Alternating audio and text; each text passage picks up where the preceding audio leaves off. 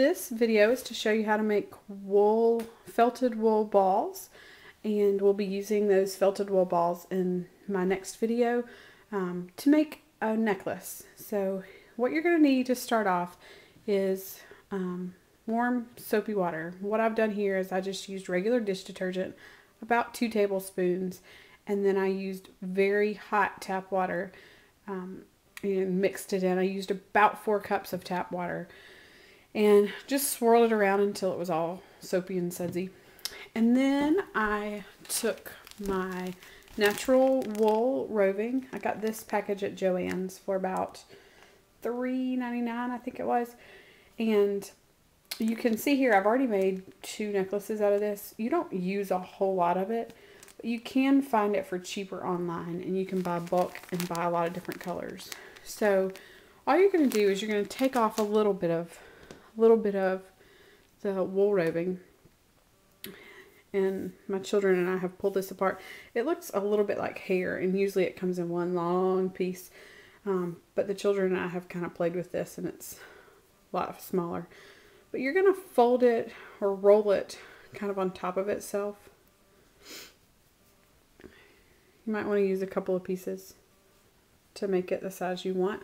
And just remember that whatever size you make it, when you finish with it, it's going to be about half this size. I like to try to spread it out as I'm going along to make it as spherical as possible. So I think this is probably going to be about the size that I'm going to do. So I have this, ball of wool roving. And really all you're going to do, it's very simple. You're going to drop it in your hot water. And you're going to kind of toss it, just toss it between your hands. And as you toss it, don't squeeze it yet. You're going to kind of shape it up a little bit. Squeeze just a little bit out of it. You want to make sure that you keep it warm, keep it hot. I know that some people use a crock pot to keep their water warm. I usually just work quickly to get it done. You'll see now that I've kind of got it a little bit firm, a little bit firmer. I'm going to start squeezing just a little bit whenever I'm tossing it back from hand to hand. And this part is what takes a little while. Once you get it to the point where it's, you do want to roll it into kind of like you would roll cookie dough. But you'll be able to feel it when you start to roll it. If it mushes between your hand too much, then you need to go back to tossing it and get it a little firmer, get it a little more compact, which is what I need to do here.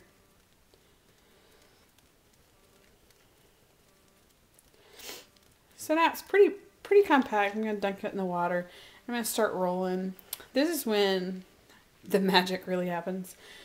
It's going to shrink in your hands as you go along. And as it cools off, once again, just like before, as it cools off in your hands, you're going to want to dunk it back in. And you're just going to roll. That's all you're going to do.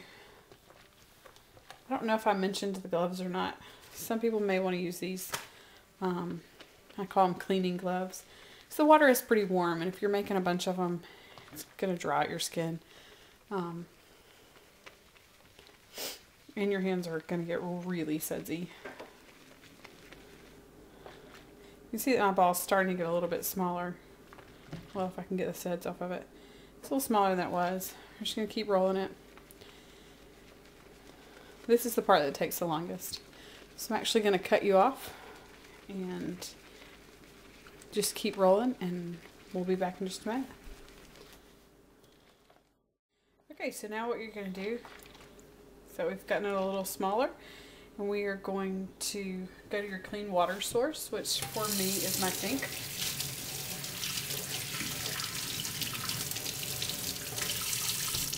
Just going to rinse off your hands and rinse off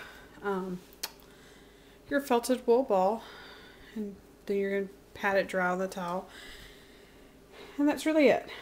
This is a felted wool ball. I'm trying to put it so that you can see it. And we will be using these in the next video to make a felted ball necklace.